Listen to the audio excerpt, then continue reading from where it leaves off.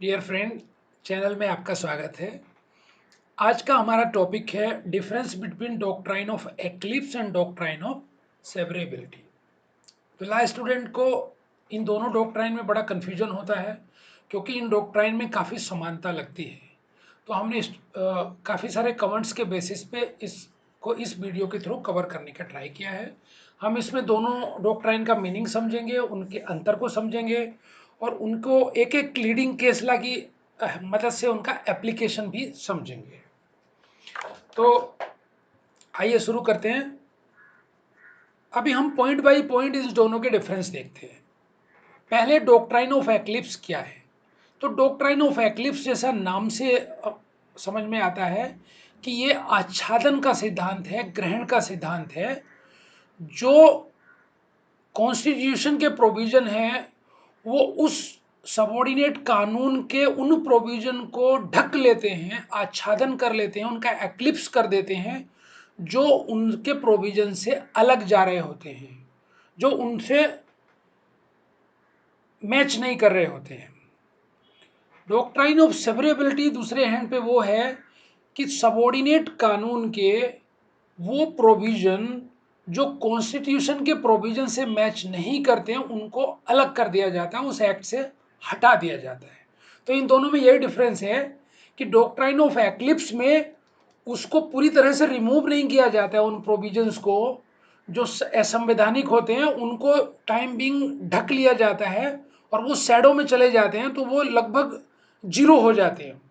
लेकिन doctrine of severability में उनको बिल्कुल निकाल करके अलग कर दिया जाता है। तो आप सोच रहे होंगे कि ऐसा क्यों अलग अलग तरह का व्यवहार दोनों डॉक्ट्राइन में किया जाता है।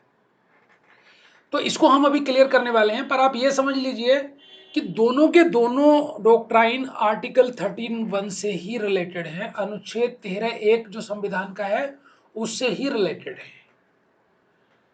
अच्छा, अभी आपका ये डाउट यहाँ क्लियर हो जाएगा। डॉक्ट्राइन ऑफ एक्लिप्स का एप्लीकेशन सिर्फ उन कानूनों पे लागू होता है, उन एक्ट एंड रूल्स पे लागू होता है जो कॉन्स्टिट्यूशन लागू करने से पहले से फोर्स में है, जो पहले से एग्जिस्टेंस में थे और कॉन्स्टिट्यूशन बन गया। तो आपको मालूम है कि कॉन्स्टिट्यूशन से पहले अंग्रेजों का हिंदुस्तान में राज था। बहुत सारे लॉ ऐसे थे जो ब्रिटिश गवर्नमेंट के फायदे के लिए थे। अब जब कॉन्स्टिट्यूशन लागू हो गया तो ऐसे बहुत से कानून हो सकते हैं जो कॉन्स्टिट्यूशन के हिसाब से असंवैधानिक हो, क्योंकि कॉन्स्टिट्यूशन को भारतीय जनता के हित को ध्यान में रखते हुए बनाया गया। तो ऐसा कोई भी कानून जो कॉन्स्टिट्यूशन से पहले का है लेकिन वो कॉन्स्टिट्यूशन के प्रोविजंस के अगेंस्ट जाता है, उसको ढक दिया जाएगा, उस प्रोविजंस को ढक दिया जाएगा उस हद तक जिस हद तक वो कॉन्स्टिट्यूशन के अगेंस्ट होते हैं। हालांकि दूसरी ओर जो डॉक्ट्राइन ऑफ सेवरेबिलिटी है या पृथक्करण का सिद्धांत है, वो उन कानूनों पे लागू होता है जो कानून संविधान लागू होने के बाद में बने गए। तो अब आप सोच रहे होंगे कि बाद में बने के लिए सेवरेबिलिटी और जो पहले हैं उनके लिए एक्लिप्स क्यों, उनके लिए भी सेवरेबिलिटी क्यों नहीं लागू कर दी, उनको भी काट के अलग क्यों नहीं कर दिया गया। तो इसका रीजन ये है क्योंकि जब संविधान बनाया गया था तो संविधान बनाने वालों के मस्तिष्क के अंदर मैक्सिमम भारतीय जनता का वेलफेयर था। उस समय उनको ये पता था कि बाद में हो सकता है संविधान में कुछ चेंज हो और जो पुराने वाले कानून है अगर उनको हम सवेयर करके अलग कर देंगे तो फिर शायद उनको दोबारा से ऐड करना पड़े। एक्लिप्स करके फायदा ये होता है कि जैसे ही संविधान के अंदर अमेंडमेंट आता है, कुछ भी छूट दी जाती है गवर्नमेंट को, तो पुराना वाला जो एक्ट है, जो अंग्रेजों के जमाने वाला एक्ट है, अगर वो लागू हो सकता है तो वो एज इट इज जिंदा हो जाता है। उसके लिए दूसरा कुछ अमेंडमेंट करने की जरूरत उनको नहीं पड़ती।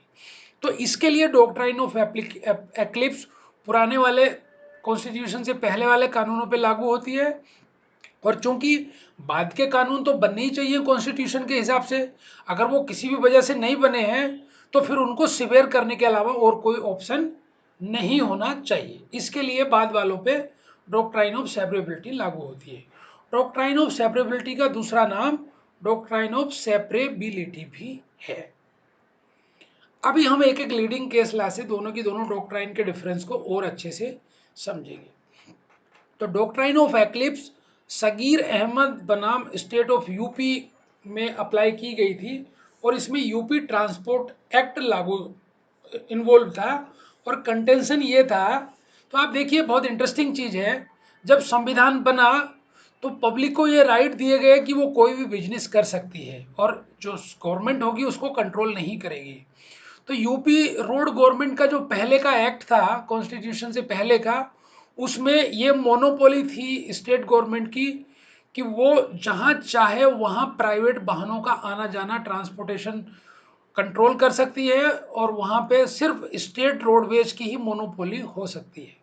लेकिन जब कॉन्स्टिट्यूशन आ गया और आपने फंडामेंटल राइट में ये दे दिया कि कोई भी आदमी कोई भी बिजनेस कर सकता है, तो फिर ये वाले एक्ट में जो प्रोविजंस बिजनेस करने से मना कर रहे थे वो डॉक्ट्राइन के एक्लिप्स के अंदर आके ढक गए। लेकिन बाद में क्या हुआ, बाद में संविधान का रिवीजन हुआ, संविधान में अमेंडमेंट हुआ और ये बोला गया कि गवर्नमेंट चाहे तो रीजनेबल रेस्ट्रिक्शंस बिजनेस पे लगा सकती है।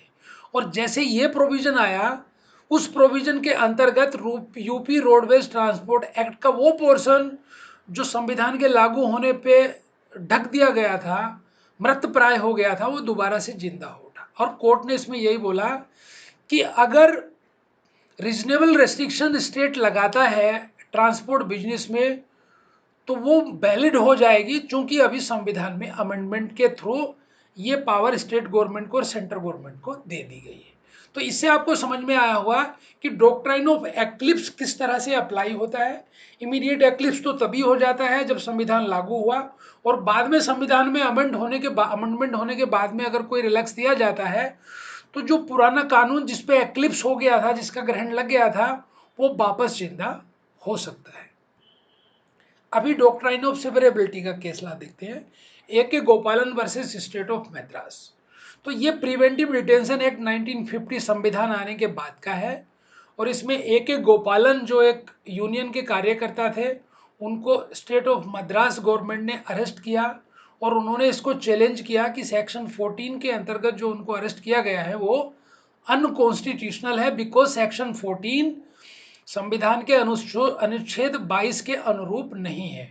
तो कोर्ट ने इसमें क्या हेल्ड किया, कोर्ट ने बोला yes, section 14 of preventive detention act 1950 article 22 के अगेंस्ट है, क्योंकि उसमें पुलिस कभी भी किसी व्यक्ति को अरेस्ट करती है तो उसके कुछ राइट्स दिए गए हैं, जैसे 24 घंटे के अंदर अंदर उसको मजिस्ट्रेट के सामने प्रेजेंट करना है और 24 घंटे से ज़्यादा पुलिस अपनी मर्जी से किसी को भी अरेस्ट करके नहीं रख सकती।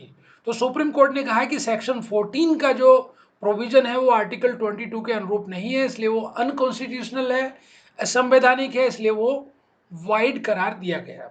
तो इस तरह से डॉक्ट्राइन ऑफ सेवरेबिलिटी का एप्लीकेबिलिटी पोस्ट कॉन्स्टिट्यूशनल लॉ के लिए किया जाता है। तो मुझे उम्मीद है इस एक्सप्लेनेशन से आपका ये दोनों डॉक्ट्राइन का डिफरेंस समझ में आया होगा। अगर आपकी कोई क्वेरी है तो आप कमेंट्स बॉक्स में लिखिए, अदरवाइज वीडियो को लाइक करें। Thank you very much for watching this.